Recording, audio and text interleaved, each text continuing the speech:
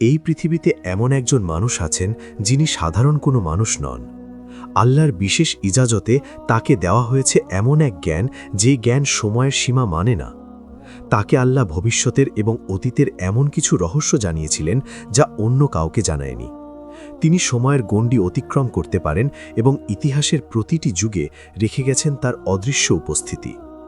বলা হয়, শতাব্দীর পর শতাব্দী ধরে তিনি বেঁচে আছেন।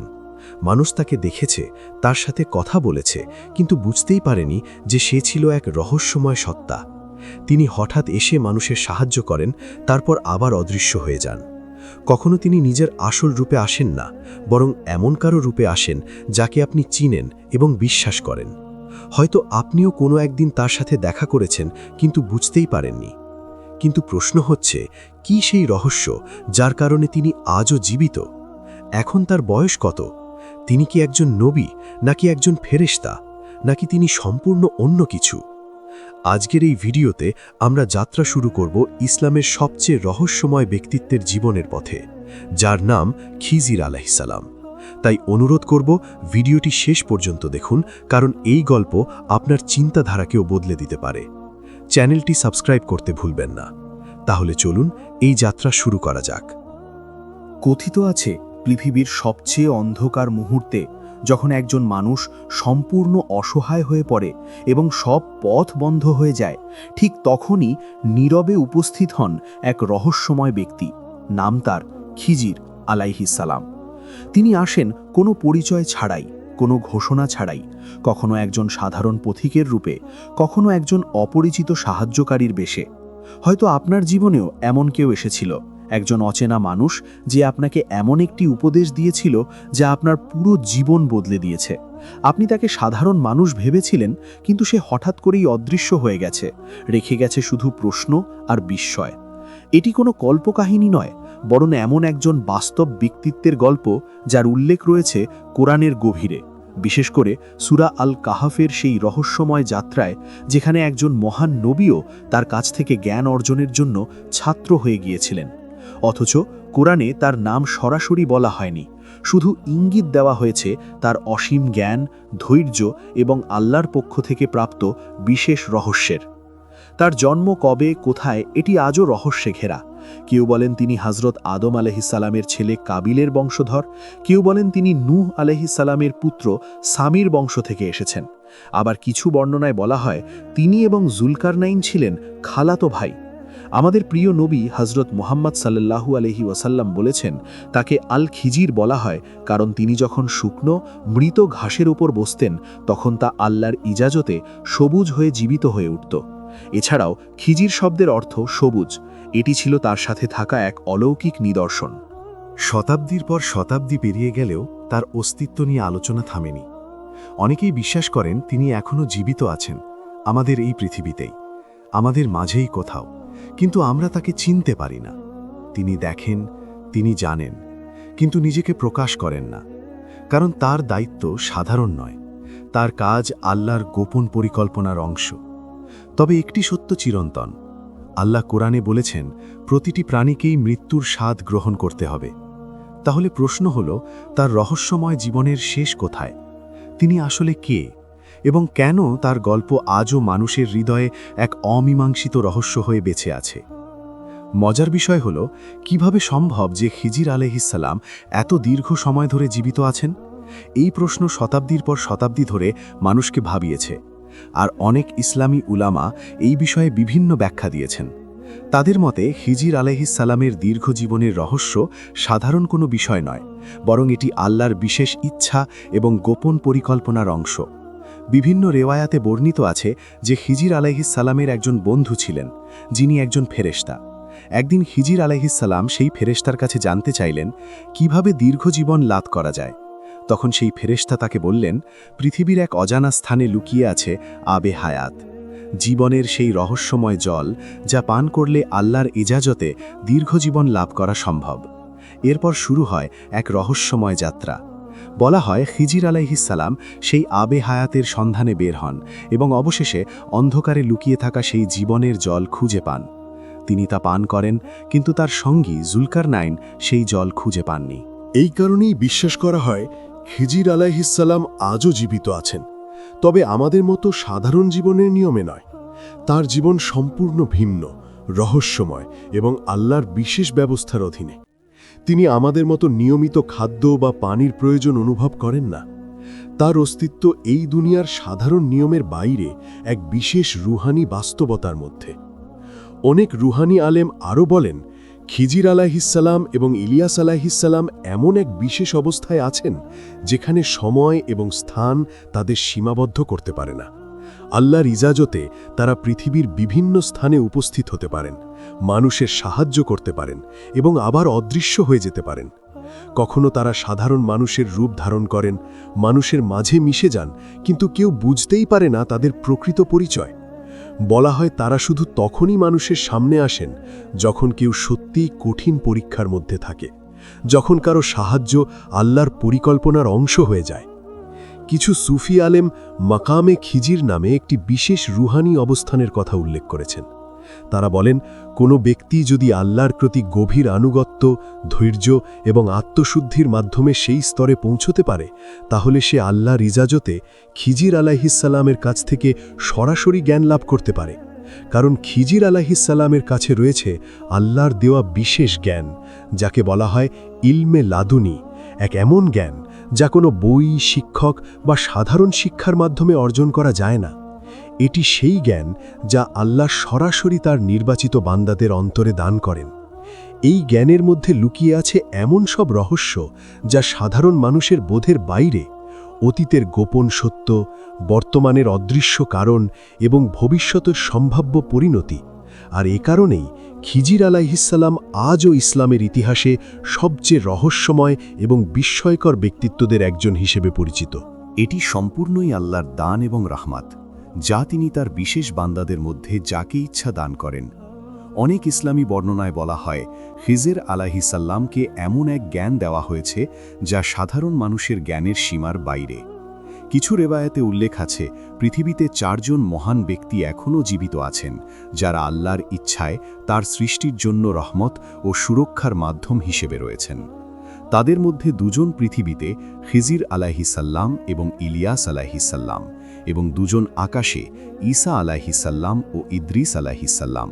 তবে এই বিষয়ে ইসলামী উলামাদের মধ্যে মতভেদ রয়েছে। অনেক আলেম বলেন, খিজির আলাইহিসসালাম একজন নবী ছিলেন, কিন্তু তিনি কি কোনো নির্দিষ্ট জাতির কাছে রাসূল হিসেবে প্রেরিত হয়েছিলেন কিনা সে বিষয়ে নিশ্চিত কোনো একমত সিদ্ধান্ত নেই। কিছু বর্ণনায় আরও বলা হয়, খিজির আলাইহিসসালাম এমন এক বিশেষ জীবনের স্তরে অবস্থান করছেন যা আমাদের সাধারণ জীবনের মতো নয়। এটি এক রহস্যময় অস্তিত্ব, যেখানে সময় এবং স্থানের সীমাবদ্ধতা আল্লাহর ইজাজতে ভিন্নভাবে কাজ করে। কিছু ঐতিহ্যগত কাহিনীতে বলা হয়, তিনি এবং জুলকারনাইন মাঝে মাঝে সাক্ষাৎ করেন এবং প্রতি বছর হজ ও উমরা পালন করেন। এমনকি জমজমের পানির এক চুমুক তাদের জন্য দীর্ঘ সময়ের জন্য যথেষ্ট হয়। আবার কিছু প্রাচীন বর্ণনায় উল্লেখ আছে, যখন আদম আলাইহিসসালামের ইন্তেকাল হয়, তখন তার দাফন নিয়ে বিভিন্ন ঘটনা ঘটে এবং পরে খিজির আলাইহিসসালাম সেই দাফনের দায়িত্ব পালন করেন। এই ধরনের কাহিনীগুলো ইসলামের ইতিহাস ও লোককাহিনীর অংশ হিসেবে বর্ণিত হয়ে এসেছে, যা মানুষের মাঝে তার রহস্যময় অবস্থানকে আরও গভীর করেছে। বিখ্যাত ইসলামী চিন্তাবিদ ইমাম রব্বানী রহিমাল্লাহের কিছু লেখায়ও উল্লেখ পাওয়া যায়, যেখানে তিনি বলেন তিনি রুহানি অবস্থায় খিজির আলাইহিসসালাম এবং ইলিয়াস আলাইহিসসালামের সাথে সাক্ষাৎ করেছেন। সেখানে খিজির আলাইহিসসালাম তাকে জানান আল্লাহ তাদের এমন ক্ষমতা দিয়েছেন যার মাধ্যমে তারা মানুষের রূপ ধারণ করতে পারেন এবং মানুষের মাঝে উপস্থিত হতে পারেন। তবে এখানে একটি গুরুত্বপূর্ণ বিষয় হল, এই সব বর্ণনার সব অংশ সমানভাবে নির্ভরযোগ্য নয়। ইসলামের মূল ভিত্তি হল কোরআন এবং সহিহ হাদিস, এবং সেখানেই খিজির আলাইহিসসালামের সবচেয়ে নির্ভরযোগ্য এবং স্পষ্ট ঘটনা বর্ণিত হয়েছে, বিশেষ করে মুসা আলাইহিসসালামের সাথে তার সেই বিখ্যাত সফর, যেখানে আল্লাহ তাকে ইলমে লাদুনি বা বিশেষ জ্ঞান দান করেছিলেন। সূরা আল কাহাফ এবং সহিহ হাদিসে বর্ণিত সেই ঘটনাগুলো প্রমাণিত এবং ইসলামী শিক্ষার গুরুত্বপূর্ণ অংশ। তবে এর বাইরে প্রচলিত অনেক কাহিনী রয়েছে যেগুলো ঐতিহাসিক বা আধ্যাত্মিক বর্ণনা হিসেবে পরিচিত, কিন্তু সেগুলোর সত্যতা সম্পর্কে নিশ্চিত প্রমাণ সবসময় পাওয়া যায় না। আর এই কারণেই খিজির আলাহিসাল্লামের জীবন আজও ইসলামের ইতিহাসে এক গভীর রহস্য, যা মানুষকে ভাবায়, বিস্মিত করে এবং আল্লাহর অসীম ক্ষমতার কথা স্মরণ করিয়ে দেয়। যেমন সময় ভ্রমণ করা, চেহারা পরিবর্তন করা, হাজার হাজার বছর ধরে জীবিত থাকা অথবা কিয়ামত পর্যন্ত মানুষের সাহায্য করে যাওয়া, এই বিষয়গুলো ইসলামের মূল উৎস কোরআন এবং সহি হাদিসে সরাসরি প্রমাণিত নয়, বরং এগুলোর অনেকটাই সুফি বর্ণনা, আধ্যাত্মিক অভিজ্ঞতা, লোককাহিনী এবং ইসরাইলিয়াতের অংশ হিসেবে ইতিহাসে প্রচলিত হয়েছে। তাই সত্য এবং কাহিনীর মধ্যে পার্থক্য বোঝা অত্যন্ত গুরুত্বপূর্ণ।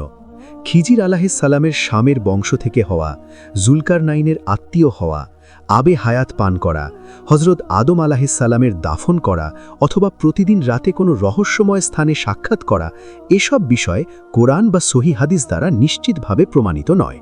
একইভাবে 4 জন নবী এখনও জীবিত আছেন, এই বক্তব্য নিয়েও আলেমদের মধ্যে মতভেদ রয়েছে। সহি ও নিশ্চিতভাবে যেটি প্রমাণিত তা হল হজরত ঈসা আলাইসাল্লাম এখনও জীবিত আছেন এবং কিয়ামতের আগে তিনি পৃথিবীতে ফিরে আসবেন। এই বিষয়গুলো উল্লেখ করার উদ্দেশ্য একটাই, যাতে আপনি কোরআন ও সুন্নাহর আলোকে সত্যকে চিনতে পারেন। যেগুলো নিশ্চিতভাবে প্রমাণিত সেগুলোর ওপর বিশ্বাস রাখুন, আর যেগুলো কাহিনী বা ঐতিহাসিক বর্ণনা সেগুলোকে জ্ঞানের অংশ হিসাবে জানুন, কিন্তু ঈমানের ভিত্তি বানাবেন না। এখন চলুন সেই ঘটনার দিকে যা কোরআনে স্পষ্টভাবে বর্ণিত হয়েছে, একটি রহস্যময় সফর যেখানে একজন মহান নবী নিজেই একজন অজানা ব্যক্তির ছাত্র হয়েছিলেন। এই ঘটনা শুরু হয় সেই সময় যখন ফিরাউন তার অহংকারের চূড়ান্ত পরিণতি হিসাবে আল্লাহর গজবে লোহিত সাগরে ডুবে ধ্বংস হয়েছিল। আল্লাহ হজরত মুসা আলাইসাল্লামকে এবং বনি ইসরায়েলকে রক্ষা করেছিলেন এবং তাদের নিরাপদ স্থানে পৌঁছে দিয়েছিলেন। এই ঘটনার পর বনি ইসরায়েল মুসা আলাইসাল্লামের জ্ঞান, প্রজ্ঞা এবং নেতৃত্ব দেখে গভীরভাবে মুগ্ধ হয়েছিল। একদিন তাদের মধ্য থেকে একজন প্রশ্ন করল, হে মুসা, পৃথিবীতে কি আপনার চেয়ে বেশি জ্ঞানী কেউ আছে? মুসা আলাইসাল্লাম তার জানা অনুযায়ী উত্তর দিলেন, আমি এমন কাউকে জানি না। কিন্তু এই উত্তরের মাধ্যমে আল্লাহ তাকে একটি গুরুত্বপূর্ণ শিক্ষা দিতে চাইলেন, কারণ সমস্ত জ্ঞানের মালিক একমাত্র আল্লাহ। আল্লাহ ওহির মাধ্যমে মুসা আলাইহিসাল্লামকে জানালেন, আমার এক বান্দা আছে যাকে আমি এমন জ্ঞান দিয়েছি যা তোমার কাছে নেই। মুসা আলাইহিসাল্লাম সঙ্গে সঙ্গে বললেন, হে আমার রব, আমি কিভাবে তার কাছে পৌঁছাতে পারি? আল্লাহ বললেন, তুমি একটি মাছ নাও এবং একটি ঝুড়িতে রাখো। যেখানে সেই মাছটি অদৃশ্য হয়ে যাবে, সেখানেই তুমি আমার সেই বান্দাকে পাবে। এই নির্দেশ পাওয়ার পর মুসা আলাইহিসাল্লাম তার তরুণ সহকারী ইউশা ইবনে নুনকে নিয়ে যাত্রা শুরু করলেন 2 সমুদ্রের মিলনস্থলের দিকে।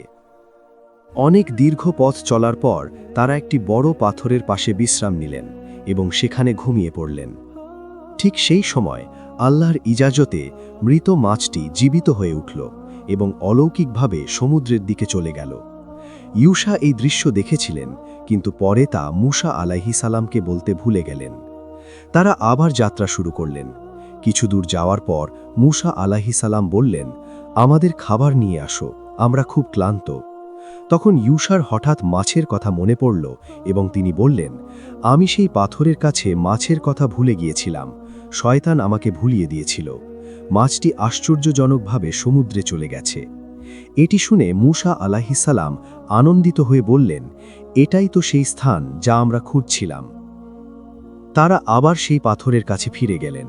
সেখানে তারা এক রহস্যময় ব্যক্তিকে দেখতে পেলেন, যিনি শান্তভাবে বসেছিলেন, নিজের মধ্যে নিমগ্ন। মুসা আলাইহিসাল্লাম তাকে সালাম দিয়ে বললেন, আমি কি আপনার সাথে থাকতে পারি, যাতে আপনি আমাকে সেই জ্ঞান শেখান যা আল্লাহ আপনাকে শিখিয়েছেন? তিনি বললেন, আপনি আমার সাথে ধৈর্য ধরতে পারবেন না, কারণ আপনি এমন কিছু দেখবেন যার রহস্য আপনি বুঝতে পারবেন না। কিন্তু মুসা আলাইহিসাল্লাম দৃঢ়ভাবে বললেন, ইনশাআল্লাহ আপনি আমাকে ধৈর্যশীল পাবেন। তখন তিনি একটি শর্ত দিলেন, আপনি কোনো প্রশ্ন করবেন না যতক্ষণ না আমি নিজেই তার ব্যাখ্যা দেই। এরপর শুরু হয় সেই বিখ্যাত সফর। প্রথম ঘটনায় তারা একটি নৌকায় উঠলেন, যা কিছু গরিব মানুষের ছিল। হঠাৎ সেই ব্যক্তি নৌকায় একটি ছিদ্র করে দিলেন। মুসা আলাইহিসসালাম বিস্মিত হয়ে বললেন, আপনি কি তাদের ডুবিয়ে দিতে চান? তিনি বললেন, আমি কি বলিনি আপনি ধৈর্য ধরতে পারবেন না? দ্বিতীয় ঘটনায় তিনি একটি নির্দোষ বালককে হত্যা করলেন। মুসা আলাইহিসসালাম গভীরভাবে কষ্ট পেলেন। তৃতীয় ঘটনায় তারা এমন একটি গ্রামের দেয়াল ঠিক করলেন যেখানে গ্রামের মানুষ তাদের সাহায্য করতে অস্বীকার করেছিল। অবশেষে তিনি বললেন, এবার আমাদের পথ আলাদা। তারপর তিনি ব্যাখ্যা করলেন, নৌকাটি ক্ষতিগ্রস্ত করা হয়েছিল যাতে এক অত্যাচারী রাজা তা ছিনিয়ে নিতে না পারে। বালকটি ভবিষ্যতে তার পিতামাতার ঈমান ধ্বংস করত, তাই আল্লাহ তার বদলে উত্তম সন্তান দিতে চেয়েছিলেন। আর দেয়ালের নিচে ছিল এতিমদের সম্পদ, যা রক্ষা করা প্রয়োজন ছিল। তারপর তিনি সেই বিখ্যাত উদাহরণটি দিলেন। একটি পাখি সমুদ্র থেকে এক ফোঁটা পানি নিল। তিনি বললেন, আমার এবং তোমার জ্ঞান এই ফোঁটার মতো, আর আল্লাহর জ্ঞান পুরো সমুদ্রের মতো। এই ঘটনা আমাদের শেখায়, আল্লাহর পরিকল্পনা সবসময় আমাদের বোঝার সীমার বাইরে। কখনো কোনো ঘটনা আমাদের কাছে অন্যায় বা কষ্টদায়ক মনে হতে পারে, কিন্তু এর পেছনে এমন হিকমা থাকে যা আমরা তখন বুঝতে পারি না। এই পুরো গল্প শুধু একজন রহস্যময় ব্যক্তির গল্প নয়, এটি আল্লাহর অসীম জ্ঞান, মানুষের সীমাবদ্ধতা এবং ধৈর্যের এক গভীর শিক্ষা। আর এই কারণেই তার গল্প আজও মানুষের হৃদয়ে রহস্য হয়ে বেঁচে আছে। আমিন।